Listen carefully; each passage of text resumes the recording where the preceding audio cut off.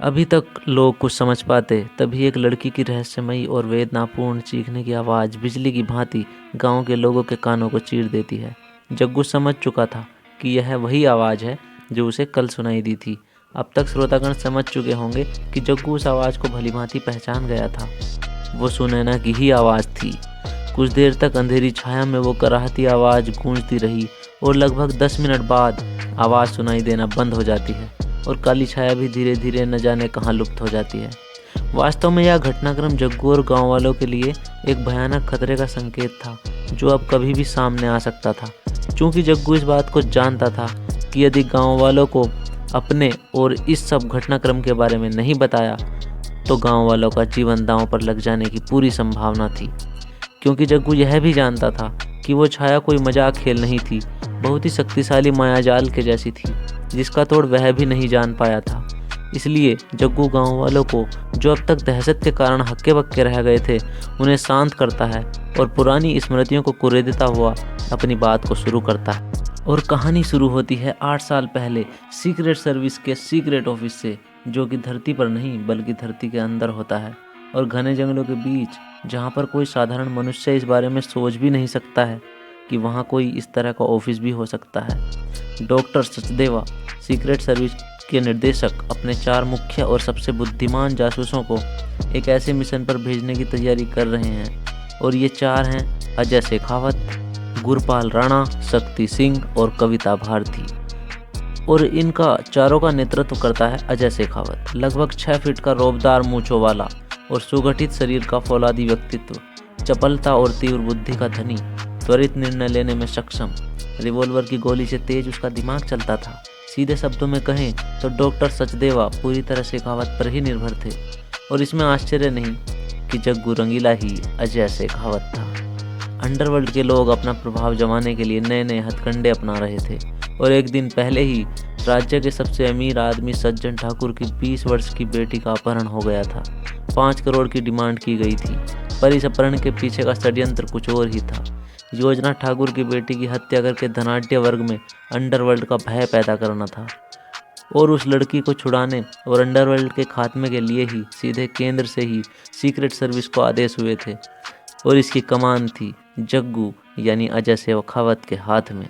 इस अभियान के पहले भी अजय के कारनामे पूरे देश में विख्यात हो गए थे। शहर के बीचों बीच सज्जन ठाकुर की टेक्सटाइल कंपनी का मुख्यालय और उसी के कक्ष में बेचैनी के साथ सज्जन ठाकुर एक कोने से दूसरे कोने तक चहलकदमी कर रहे हैं। पास में ही उनके सचिव स्वामीनाथन को भी कुछ सूझ नहीं रहा था। काले रंग की चमचमाती पजेरो शहर के बीचों बीच इसी बिल्डिंग के मुख्य गेट के सामने आकर रुकती है। ब्रेक लगने की आवाज़ अंदर काम कर रहे हर एक व्यक्ति के कान खड़े कर देती है। सज्जन ठाकुर दरवाजे की ओर लगभग दौड़ते हुए बाहर निकलते हैं। पजेरो के दरवाजे खुलते ही 4 कोट पैंटधारी लोग बाहर निकलते हैं। अजय शेखावत और उनकी टीम सीधे सज्जन ठाकुर से मिलते हैं। मीटिंग रूम में सज्जन के साथ चारों बैठते हैं। सचिव एक कोने में आशावादी भाव लिए खड़े हैं। तो आपकी बेटी, जिसकी उम्र 20 वर्ष है, वो उस पार्क से गायब हुई है जो आपके घर के दाईं तरफ ही है। कविता ने सीधे सीधे ठाकुर से सवाल किया। हाँ में सिर हिलाने के साथ ही ठाकुर साहब फफक पड़े थे। कंधे पर हाथ रखते हुए गुरपाल ने कहा, इतनी टाइट सिक्योरिटी होने के बाद भी किसी को भनक तक नहीं लगी, जिसमें कि आपको सरकार की वाई श्रेणी की सुरक्षा मिली हुई है। सिक्योरिटी ने बताया कि उसकी एक सहेली निशा उससे मिलने आई थी और वो दोनों पार्क के दूसरे कोने से गायब हुए हैं, जहां सिक्योरिटी लगभग ना के बराबर होती है। ठाकुर साहब घबराए हुए ही बोले। इस बीच सचिव महोदय ने जो बात बताई उसने सबके कान खड़े कर दिए थे। निशा भी उसी समय से गायब थी जब सुनैना को किडनैप किया गया था। अब सभी के संदेह की सुई निशा की ओर घूम गई थी। सुनैना के बारे में औपचारिक जानकारी लेकर अजय और उनकी टीम ऑफिस की बिल्डिंग से बाहर निकल गए थे। तभी कार में रखे सैटेलाइट फ़ोन पर मैसेज वायरल हो रहा था। सभी ने उसे ध्यान से सुना और कुछ ही देर में शहर के उत्तरी हिस्से की सुनसान सड़क पर पजेरो हवा से बातें कर रही थी। लगभग 5 किलोमीटर की दूरी पर रेलवे क्रॉसिंग पार करके भारी भीड़ देखकर गाड़ी रुक जाती है। शहर के एसपी दयाशंकर अजय को रिपोर्ट करते हैं। भारी भीड़ के साथ पुलिस बल पूरी तरह सतर्क है और पेड़ पर जो अधजली लाश लटकी हुई है उसे पेड़ से उतारा जा रहा है। लाश लगभग 25 वर्ष के लड़के की है। लाश को पोस्टमार्टम के लिए भेज दिया जाता है। रिपोर्ट से पता चलता है कि लड़के का नाम देव श्रीवास्तव है, जो कि एक सॉफ्टवेयर इंजीनियर था।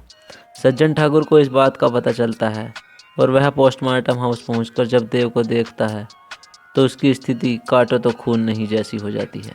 वास्तव में देव और सुनैना एक दूसरे से प्रेम करते थे और उनकी शादी के विरुद्ध होने के बाद भी सज्जन अपनी प्यारी इकलौती बेटी की जिद को पूरी कर रहा था। अगले महीने ही दोनों की सगाई होने वाली थी।